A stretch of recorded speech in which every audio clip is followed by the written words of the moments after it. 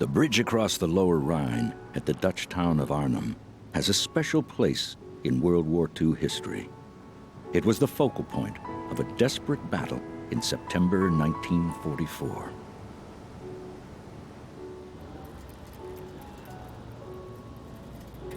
The graves of over 1,400 Polish and British soldiers in war cemeteries around Arnhem stand as testament to the bitter struggle that took place here. They and others who fell into German hands were victims of a series of blunders. There were flaws in the operation's command and control, and a disregard of vital intelligence information about the enemy. Plans misjudged the time required for ground forces to link up with the paratroopers, who were dropped too far away from their critical objective, the bridge at Arnhem. When the Allies finally broke out of Normandy at the end of July 1944, they continued to advance across northern France.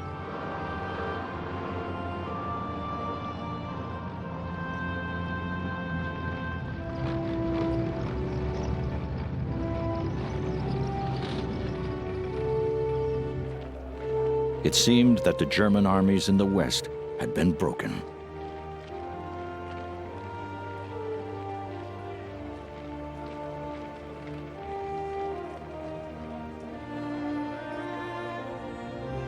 Paris was liberated on August 25th.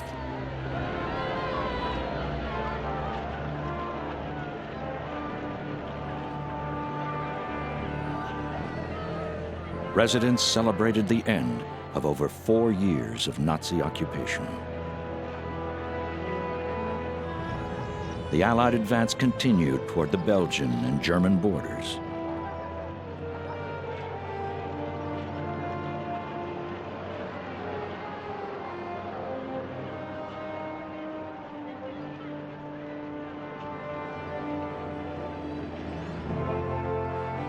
Meanwhile, on August 15, 1944, additional Allied forces landed in the south of France and began to head north. The Allies believed that they could end the war in Europe in 1944.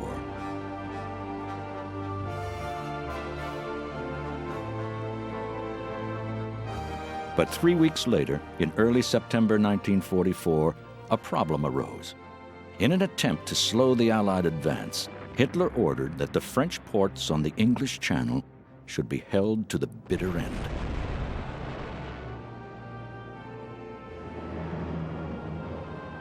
Not until September 12th did the Allies capture their first port, Le Havre. It took considerable time to return the docks to working order. Hitler's Channel port policy meant that the Allies had to rely solely on the French port of Cherbourg. The result was that the further east the Allies advanced, the more tenuous their supply lines became. This triggered a bitter debate between the Supreme Allied Commander Dwight Eisenhower and Bernard Montgomery, commander of the British and Canadian forces. Eisenhower wanted to advance on a broad front, with Montgomery's 21st Army Group and Omar Bradley's U.S. 12th Army Group pushing side by side toward the German border. Montgomery cited the growing logistics problem and said that overstretched supply lines could not support both army groups.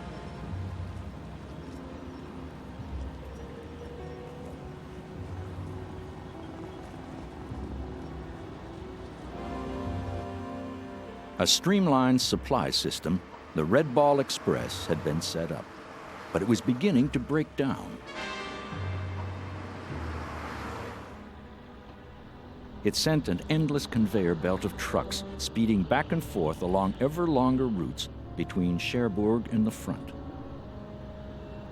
The snag was that the trucks burned more and more of the very fuel they were transporting. The result was that by the second week in September, both army groups had run out of fuel. Their advance had come to a virtual halt. This gave the German armies vital time to regroup. hopes that the war could be won before the end of 1944 began to evaporate.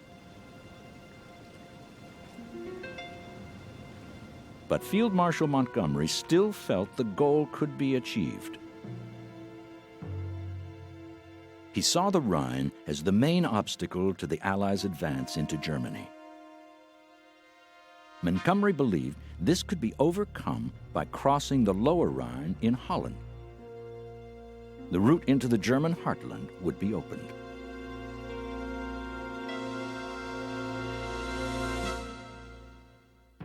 But before the Germans realized what was happening, crossings over the lower Rhine and the waterways to its south would have to be secured. The Allies had a force that could do this: the 1st Allied Airborne Army, commanded by the American General Louis Brereton. 3 of his unit's divisions, the British 6th and the American 82nd and the 101st Airborne units, had taken part in D-Day.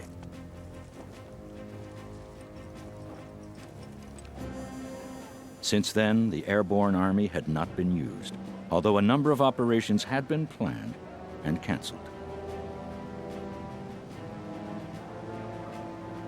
Now, the Airborne was given the chance to break the stalemate and play a key role in a decisive victory over Germany.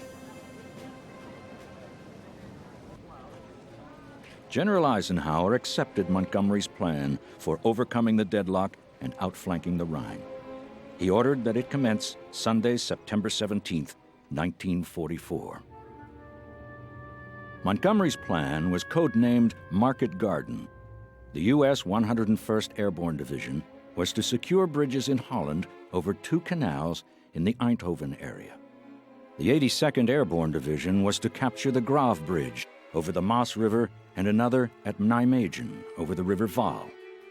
Finally, the British 1st Airborne Division and the Polish Parachute Brigade were to secure the bridge over the lower Rhine at Arnhem. Then, the Allied thrust into Germany could begin. General Frederick Browning was overall commander of the airborne operation. Known in the British Army as Boy Browning, he was married to the famous novelist Daphne du Maurier. General Brian Horrocks was one of Montgomery's principal lieutenants, commanding the British 30 Corps. He was in charge of the ground operation that would link up with the airborne divisions. The detailed planning of Market Garden contained a number of flaws that ultimately proved critical. They included command and control difficulties, disregard of vital intelligence, the distance between Arnhem's drop zone and the bridge, and the deployment of the airborne force to Arnhem, and the advance of the link-up force. Initially, Horrocks had no direct radio link with the airborne divisions. All messages between his men and the headquarters had to be transmitted via Browning, which meant delays in communicating vital information. Browning's headquarters was superfluous and should not have been deployed. Second, the Dutch resistance had reported that 2 crack SS Panzer divisions, the 9th Hohenstaufen and 10th Frundsberg, were re-equipping in the Arnhem area after their defeat in Normandy. But Allied intelligence largely discounted the threat they posed to British and Polish paratroops.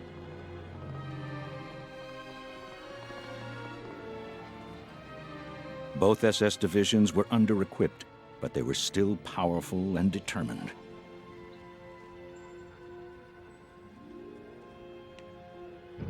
They had also received training in anti-airborne operations. Their presence at Arnhem was a critical factor in ruining Allied hopes for victory before the end of 1944. Third, it was important to seize the bridge at Arnhem quickly to take advantage of the surprise airborne drop. The drop had to take place by day to ensure its accuracy. But the RAF feared that flak guns placed around the bridge would shoot down too many of its aircraft.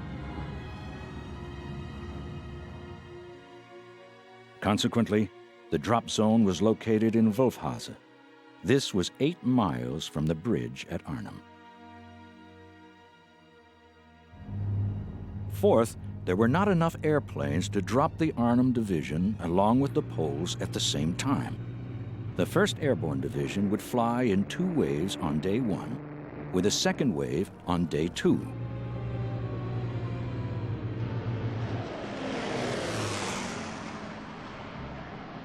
The Poles followed on day 3. This was a dangerous dissipation of force.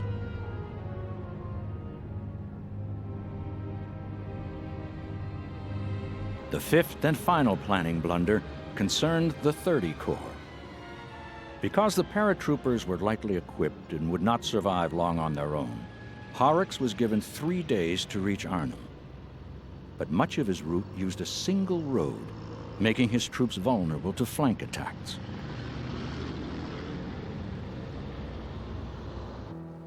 Allied High Command recognized none of these blunders. As American and British paratroopers boarded their transport aircraft and gliders on Sunday morning, September 17, 1944, they too were seemingly unaware of these problems. They thought they were about to strike the decisive blow in Western Europe.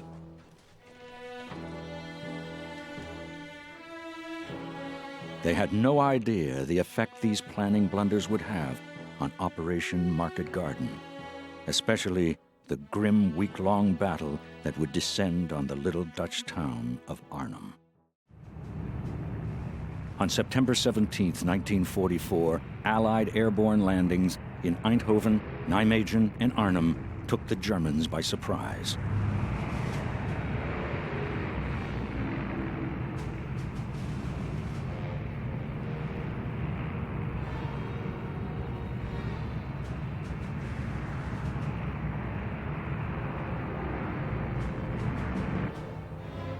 The 101st Airborne, the Screaming Eagles, quickly captured 3 out of 4 bridges. The 82nd All-Americans were also successful, but could not capture the crucial Nijmegen Bridge. The initial landings outside Arnhem also went well. But when British paratroopers began to advance into Arnhem, they met heavy fire and had to fight their way forward.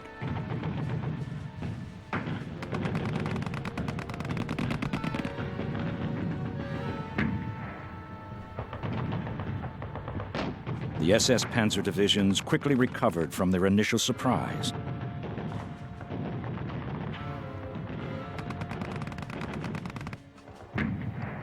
Even so, 1 British battalion did manage to reach the bridge over the Lower Rhine and capture its northern end.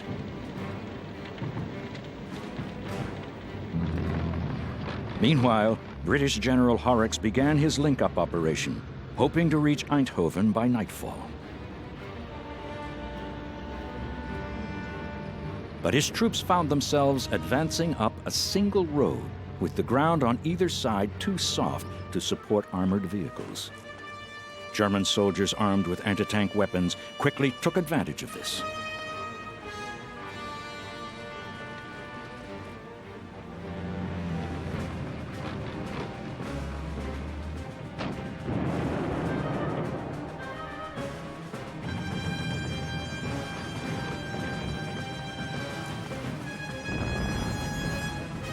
The Germans slowed the advance.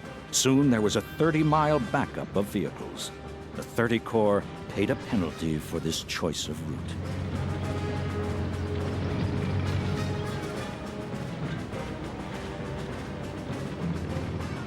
The consequence was that by nightfall, the 30 Corps was still 6 miles short of Eindhoven.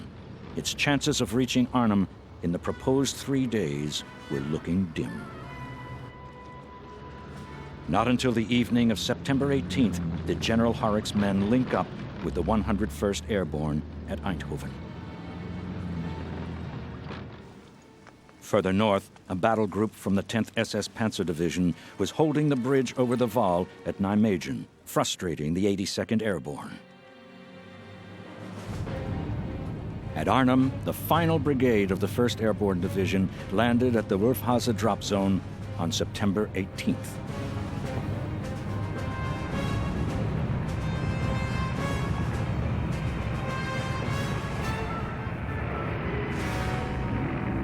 These reinforcements were desperately needed. The battalion at the bridge was still isolated.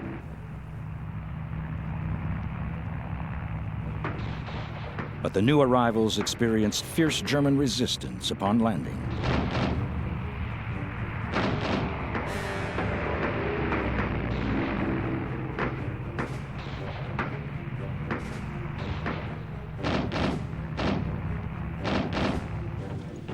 House-to-house fighting was underway within Arnhem itself, as the SS tried to undermine efforts to reinforce paratroopers at the bridge.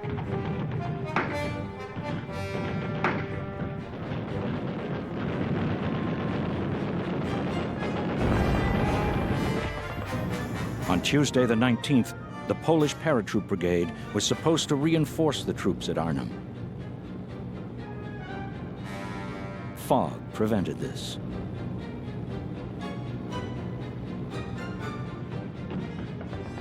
The British continued to cling to the northern end of the Arnhem Bridge, but most of the drop zones designated for supply drops had fallen into German hands. Attempts to have supplies dropped elsewhere failed because the paratroopers could not communicate with the aircraft with their radios. Another blunder.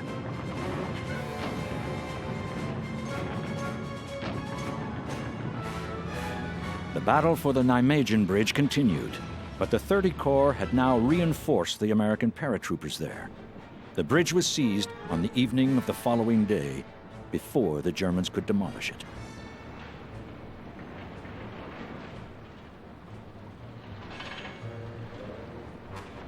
The link-up forces were now just 11 miles from Arnhem.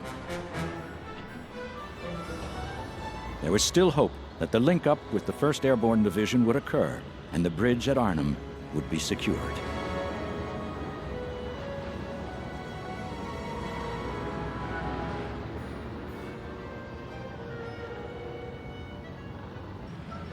But British tanks were short on fuel. German attacks on the flanks of the 30 Corps delayed refueling efforts and slowed their progress. Not until the 21st, day 5 of Operation Market Garden, did the fog lift and the Polish Parachute Brigade deploy. But they landed on the south bank of the Lower Rhine. Although some men managed to cross the river, they could not link up with their British comrades. Within Arnhem, the British hold on the northern end of the bridge finally broke. The remnants of the 1st Airborne Division were driven back to the suburb of Oosterbeek. The 30 Corps ultimately managed to reach the south bank of the Lower Rhine, but they were unable to cross it.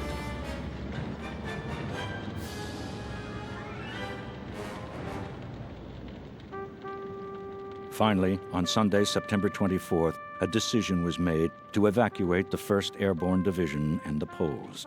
Of the 10,000 men who had dropped into Arnhem, just over 3,000 escaped. Almost 1,500 were killed. The remainder became German prisoners, defiant to the end. Arnhem was the bridge too far. The mission was hampered by cumbersome communications, insufficient appreciation of the German SS troops around Arnhem, and the location of the drop zone there, as well as the mistaken belief that General Horrocks could reach Arnhem in 3 days.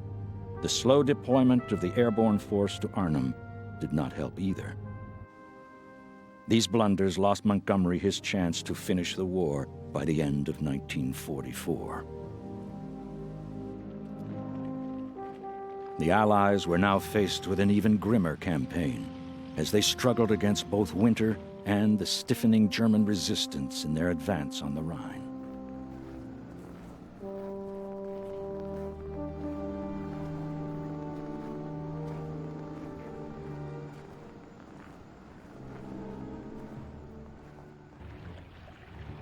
They would not cross the Rhine until March of 1945.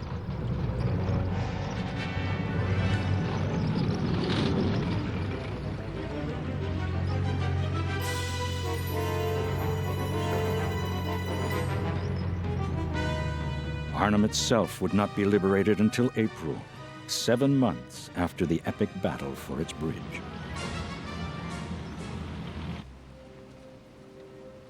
The people of Arnhem and the veterans who fought there over 50 years ago still remember their fallen comrades with pride. But at the same time, I think the higher-ups let us down. They let us down. the graves of the British and Polish soldiers who fought so gallantly but in vain are a somber reminder of Arnhem's costs. The soldiers' bravery and sacrifice could not compensate for the blunders.